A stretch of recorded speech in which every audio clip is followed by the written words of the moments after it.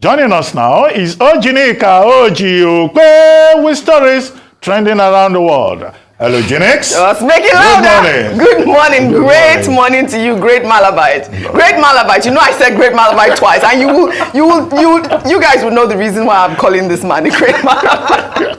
He's shaking his head. Good morning, Ayo. How are you this morning? You're a very serious woman. Thank you very much. Good morning. Thank you. Good morning, Rufai. How are you? How did I get around very violent? I mean, I don't understand this. I don't understand this. No, I'm not. Okay, let's be serious, guys. Wearing red. Guess what? So is it today that is the match? Today is the match between our Super Eagles of Nigeria and the Bafana of South Africa. And we are continuing on our poll. If you can go to arise.tv, please vote. Who will win the AFCON 2023? Is it Nigeria, South Africa, Congo, or Ivory Coast? And of course, I've already gone. Right now, people are voting, and Nigeria is in the lead. So please go on our website. Nigeria is leading by 90%, of course. Yeah. Of course. Of course. Yes. No, now we just want interaction on our social media. Let us hear what Nigerians are thinking. Of course, we want what. I'm not voting. No problem. When you announce prizes. All right. So let me announce the prize for only Dr. Abati. Pepper soup and jollof rice. On me. That would be a good one. For the next 21 days.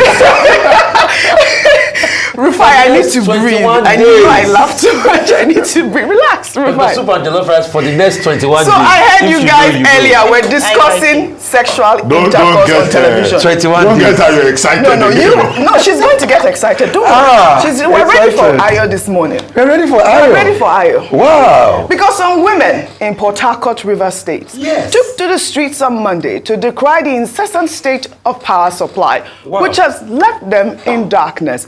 Mostly at night, the women say their husbands don't touch them at night due to heat. Let's take a look.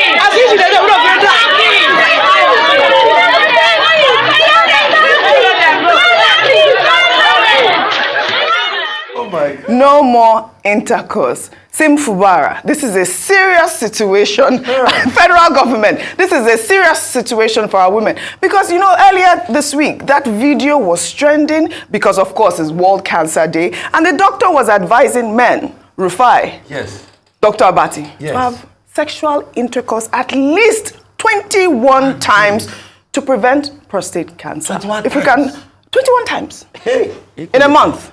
To prevent prostate cancer. Let's pull up that video before we come back for a discussion. It's a concept in physiology. If you don't use it, you lose it. Okay. The only form of exercise your prostate gland gets is during erection, and that erection comes with sexual activity. Okay. So the study is abundantly clear that a man in healthy shape should be able to have sexual interaction 21 times a month. 21 times a month to avoid prostate issues, prostate cancer or cardiovascular issues. If you don't exercise the gland, it swells on you. It becomes enlarged. When it becomes enlarged, that is a precursor to cancer. So yes, you have a beautiful wife. Do whatever it takes to please that woman so she can give it to you 21 times a month. I also heard that he was recommending side chicks. Dr. Abati. No, I think this tape should be played every day. Every day, this tape should be played, you know, for purposes of public education, you know, because men are being told now that the most important form of exercise for healthy living is bedroom activity, 21 times. And he just made the point that if you don't use it, you lose it. Of course. So an erectile dysfunction is a major problem for many men. Yes. You know, so what this medical doctor is telling us, he's a professional. Yes. So we should listen to him. You know, is that if you don't use it, you can have erectile dysfunction, yes, and then you can have problems of a prostate. Even cardiovascular. Even your heart may not beat well. So bachelors like Rufai, Yes. should play this tape every day. Look at how excited and he is. follow their advice. Every day. And now to come back to the Oh, women my of heart. Port Harcourt. Yes. I don't know why you mentioned Sim Fubara in the matter. It's River State now. He can probably help them. Are you saying that He the can- state government should can help begin to them. pry into bedroom affairs? Why not? Well, he was. Sim Fubara has enough problems. He gave her 100,000 naira during Christmas, right? Some sort of palliative. This is serious. You know they recharge electricity and all of that. Maybe just go to their aid. You see, the husbands of Port Harcourt, Yes. the husbands of these women who have taken their matter to the public domain, I think, they should advise their husbands that whether there is light or no light, they should avoid heart disease, they should avoid prostate, Yes. they should avoid erectile dysfunction, Yes. they should prevent a situation where something will die below their waist Yes. by making sure my goodness. that they defy the problem of lack of electricity supply man. and do what they are supposed to do. That's you it. know, and again, this is what we're saying about food insecurity Yeah. in this Oh country. my God. You know, they are rioting because of food. Yes. In Kano, they are protesting because of food in Mina. The women of Port Harcourt are also protesting Yes. because of bedroom food. Yes. Because this is also food of a type. Food of because the spirit. when daddy leaves the dining table, consuming physical food, he is expected to go and provide food also, in the other room. Food of the So spirit. these are very serious national problems. Yes. Stop giggling. Stop laughing. This is a very serious matter, Yes. which can cause, domestic tension. Yes, in a It's domestic very, problems, very serious. separation Yes. of couples. I don't envy President Tinubu. He has a lot to worry about. From food in the bedroom to food in on the people's toilet. tables. I will not advise Yes. that President Tinubu should declare a national emergency on this protest by women who say that their husbands come home and they say because of heat they cannot engage in this 21 times exercise that learned knowledgeable doctor Yes. has recommended. The investigation, however, that the wives of Port Harcourt, the women of Port Harcourt can embark upon, Yes. is to find out whether indeed the lack of electricity is a major cause of the indolence of their husbands But in that's the what bedroom. they are saying. It's not comfortable There may for be them other now. remote causes Okay. that they may not be aware Yes. of, because that doctor even talked about side chicks. Yes. So this may be. So they should be it's careful. a complex subject, Right. which will require further investigation. Dr. It's very Abati. important, like Dr. Abati said. Yes. You see a lot of people, the way they behave in Lagos, the way they drive in traffic and all of that. You know that their cardiology is not good. Yes. So they need to take the 21-day pill for their cardio, for every part of their Absolutely. body. You see, a lot of people are frustrated. Yeah. They need to calm down. Absolutely. And what can help them calm down is the 21-day pill. Yeah, well. So please, wives, give your husband the 21-day pill. Ayo, don't look at me as I'm saying it. Ayo is looking at you. And Ayo, heat or not, yes, they should have sex. That's what Dr. Abati is recommending to prevent prostate cancer. You know, I had a guest on the Even show. for your mental health. Go ahead. You need to provide empirical data. Data. With regards to, Okay, you need to fact check that A starved woman And the doctor and said- mental health is affected. Okay. There are too much data to prove the correlation. No, I'm not joking. No. But let There's me just too say much that data to prove the correlation. I'm serious now. hell has no fury. Okay, go like ahead. a woman scorned. Absolutely. Yeah. The women of Port Harcourt have been scorned. Yes. And the scorners are Port Harcourt electricity distribution. Distributor. Yes, that's what I was They just saying. said that businesses Can have they been help? affected. Ayo. Yes. I want to take a quotation. It says when you scorn a woman. Hell has no future. Is that from experience? Is that for us? Can we please? Have you been scorned? Can we let Ayo speak? Have you been scorned? They've complained about the effect on their businesses. Yes. They've complained This about is the it. effect on wastages of food. Now they've touched a very sore spot, and that is why they felt the need to go out with placards. Yes. That you can touch our businesses, you can touch our food. Yes. Do not touch. Our beds. Correct. Correct. Please, this is a plea. Those women should just go out there and find a way to sort themselves out because whether you like should it or find a way. Yes. Find a way. I asked What the are you recommending? I asked the governor to help out. Didn't I just say that? I said No. that, Dr. But that's why I said that. They should you bring- heard me they clearly. should bring back the Find lights. a way to sort this out because the doctor is recommending side chicks. And I don't No, think we that don't you recommend that. want that. I don't We think you want recommend that. two So individuals let's in the union of a marriage to go ahead and multiply. Wait, Yeah, so multiply. women of Port Harcourt, take Dr. Bati's advice. Hit or not, have sex 21 times with your husband. Well, all right, let's continue on what's trending. For national peace, absolutely. Let's continue on what's trending then. development. They will not let me continue the show. I'm sure our viewers are excited. Well, let's continue on what's trending. With reactions to statements made by the governor of the Central Bank of Nigeria, Yemi Cardoso, who on Tuesday, while explaining the reasons behind the depreciation of the naira, said the demand for foreign exchange for education and healthcare amounting to $40 billion over the past decade significantly eroded the strength of the naira. Cardoso spoke when he appeared before plenary of the House of Representatives. Looking at the demand side of the exchange rate, it's important to note the growing number of Nigerian students studying abroad. In 1980s and 1990s, the need for US dollars for their living expenses was minimal. However, recent data shows a significant change.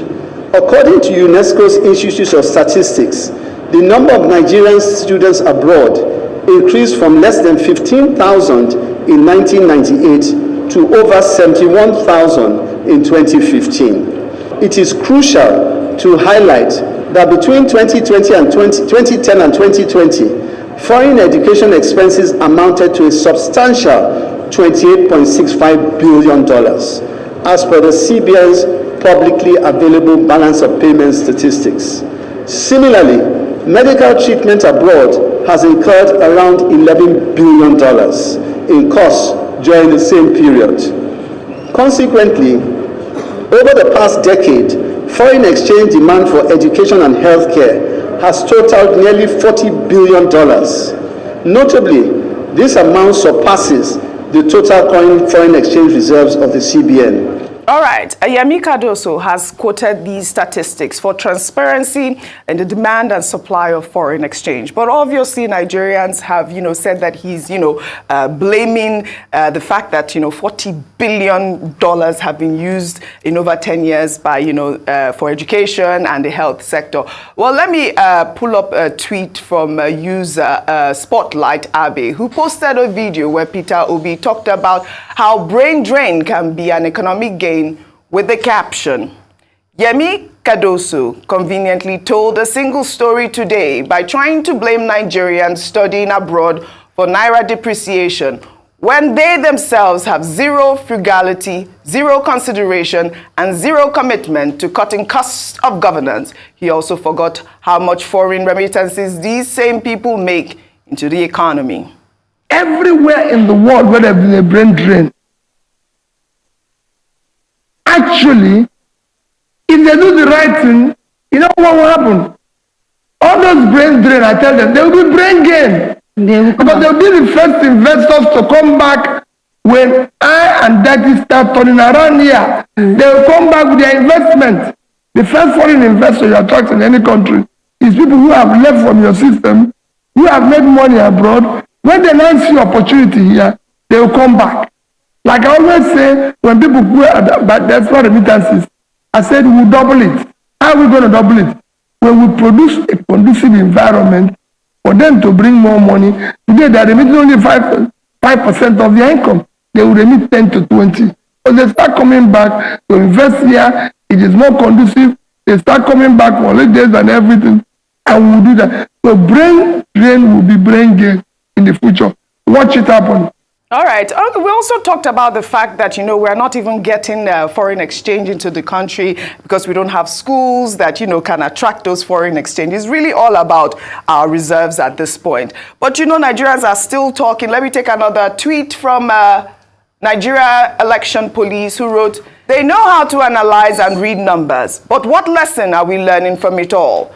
That's a total of 51 billion that could be in Nigeria if only we invested in a good healthcare system and good schools. Imagine the difference that Tinubu and APC administration could have made in 8 months by investing in those two sectors rather than spending billions on SUVs for legislators. And now imagine how having steady electricity would help those two sectors. I mean, I really liked that tweet earlier this week. Ayo, we did take that story about the Herbert Wigwe University, or the Wigwe University charging in dollars. And this is, the foreigners coming in to Nigeria and they will be paying in dollars. Hopefully that would help as well. Yes, that should help. Thank you. And this has been said a number of times. We've looked back at history and how attractive our education system was, such that we attracted people from around the world who sought for Nigeria for their education, for quality education. And the fact that if you obtained a degree from overseas, it was seen as you couldn't get, you were not able to get into a Nigerian university.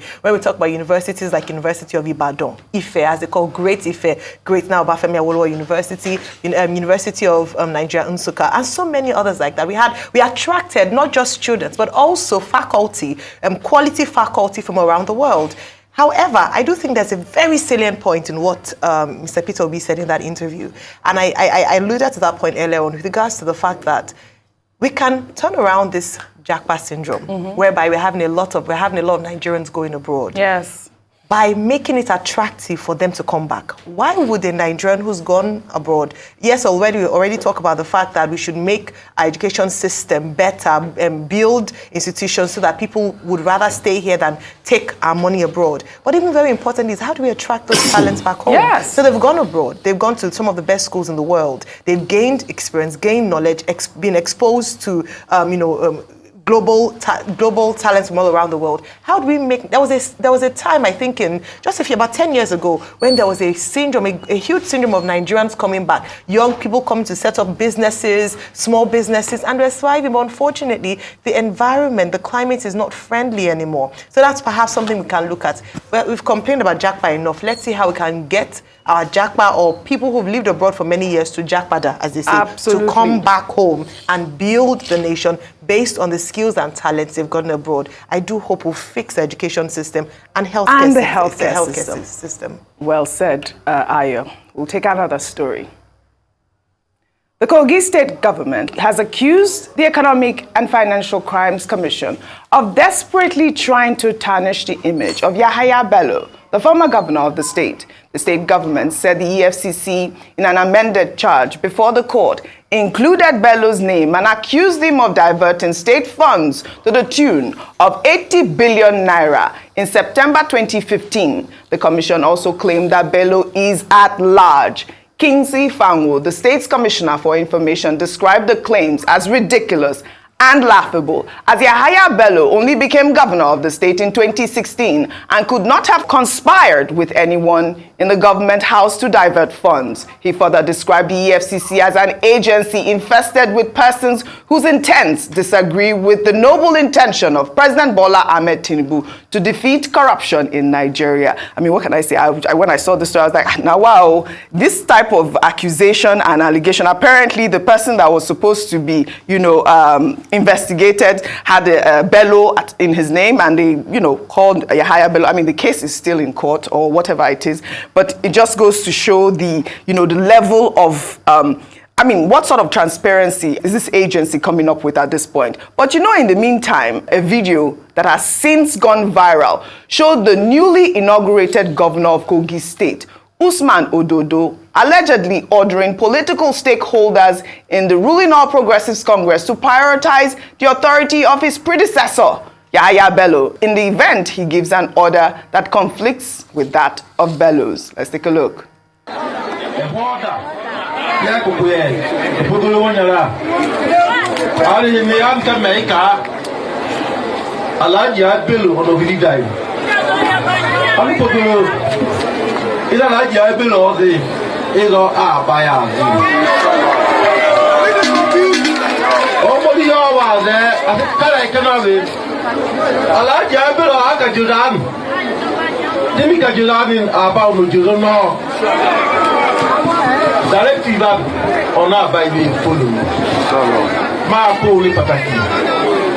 Well,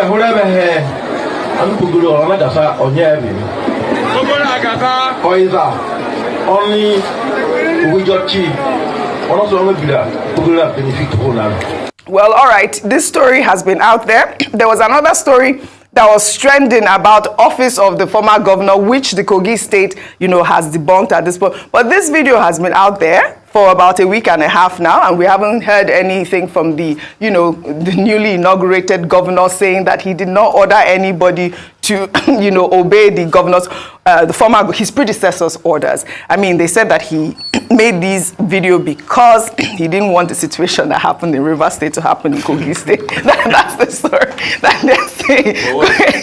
What do you expect? There's even a picture I saw him kneeling down for Yaya Bello. Did you see that picture? What do you expect? It's a new reign of godfatherocracy. Yeah. It didn't start today. It started many years ago.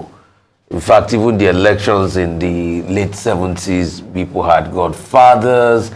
And even, I think one you remember very closely, is the case of Adedibu in your state. And you've constantly had godfathers here and there. And we all remember what the case is in Lagos. For all these years, how one man used to be the person that used to ensure who becomes next governor in Lagos. So he dares not. He wants to challenge the white lion? No, he can't challenge the white lion. Who born him? Nobody born and where to challenge the white lion. But that was what happened in Rivers State. There were people saying, I don't challenge Wike. So that's the kind of system we have built. Absolutely. A system. And that's why when somebody came here yesterday, I was talking about Rivers State. I said, we are fighting for the interest of people of Rivers State. I said, you gave up yourself long ago the day you allowed one man to be able to rule over the destiny of your state. So I'm not surprised. I mean, would Ododo have been able to get in there without Yaya Bello? So how would you not say listen to him, pay obeisance to him and all of that? It's still going to be a third. So, but these people do it, because knowing that they can easily get a third term, because you're not giving them the right for a third term, but they can get a third term if they put their proxies in there. And they get away with it because the people also aid and abet them. Because there's a lot of vote buying, we cannot challenge the electoral process properly. This man gets his person in there. So he will act like God. So what do you expect? Yeah, they've debunked office of the governor and everything. But like they debunk, they don't debunk. The truth is, things will still pretty much work as clockwork, like it is an office there. Right. And it will still wield a lot of influence there. That's the way politics work in Nigeria. Godfatherism needs to end. It needs to end, it's still a case of a Baba Sokpe somewhere. All right. Except we break the cycle of Baba Sokpe, they will not be able to solve all the problems. You see, the biggest problem with Nigeria, women are protesting that there's no light in the Port Harcourt and everything. Self-interest. Self-interest. There are a lot of people that are feeding fat for this country that they know that they ought not to be there. All right. Well said, Rufai. Let's take our final story. Well, the Department of International Relations and Cooperation in South Africa has responded to the advisory issued by the High Commission of the Federal Republic of Nigeria in Pretoria, warning Nigerians not to celebrate excessively in the event the Super Eagles defeats the Bafana Bafana today at the ongoing AFCON Games in Ivory Coast. Diko wrote, the advisory is regrettable as it seems to create alarm and unnecessary tension between South African citizens and Nigerians living in or visiting SA. The South African national football team, Bafana Bafana, has played against their Nigerian counterparts, the Super Eagles, on many occasions, and there has been no history of soccer hooliganism among South Africans associated with the outcome of such encounters. I think that this Diko's tweet puts, that this whole charade to bed at this point. I thought that it was very responsible for them to respond in this manner. I mean, well, international diplomacy is based on the principle of tit for tat. Yeah. You do me, I do you. So if you issue a statement about South Africa, you cannot say the South Africans should not speak back. The Department of International Relations and Cooperation of South Africa in Pretoria has as its objective the protection of South African values and interests, African Renaissance, and a better world for all. So their primary job in that department is to promote South African interests and values. And what they've done is simply to tell the Nigerian High Commission that, look, South African people are peaceful people, and that the Nigerian High Commission is just, stoking tension unnecessarily by talking about possible conflict between Nigerians and South Africans. So they've done their job. Absolutely. The High Commission has done its own job. It's part of its responsibility to offer advisory to Nigerians in South Africa, protecting also Nigerian interests. So each country protecting its own interests. But the matter will be settled today. Today. Fantastic. Absolutely. When we go to Bouake to Yes. face the South Africans. Now, at the African Cup of Nations, Nigeria has a record of having beaten them 3 times. In 2000, in 2004, and also in 2019. Yes. In fact, in 2004, we gave them 4-0. Yes. Today is the 4th encounter. Nigeria looking for the 4th trophy Yes. at AFCON. We beat South Africa the 4th time. All of us are involved in this matter. I will sit in front of the television. I'll be doing like this. Trying to help Adebayo Lookman and Victor Osimhen and who is that good striker again? Yes, Adebayo Lookman, Victor Osimhen. And all of them. All of them. Absolutely. So I will see what happens. Yes. Nigeria will triumph. Absolutely. We are wishing the them. The matter will be settled. Yes, we are wishing them good luck today. Dr. Yes, I hope you will be doing that with your pepper soup and jollof rice right by your side. Well, our viewers, please log on to our polls and vote at arise.tv and on our Twitter handle at Arise TV. Nigeria shall triumph. Well, that's all I have for you guys on What's Trending Today. I'll see you all tomorrow.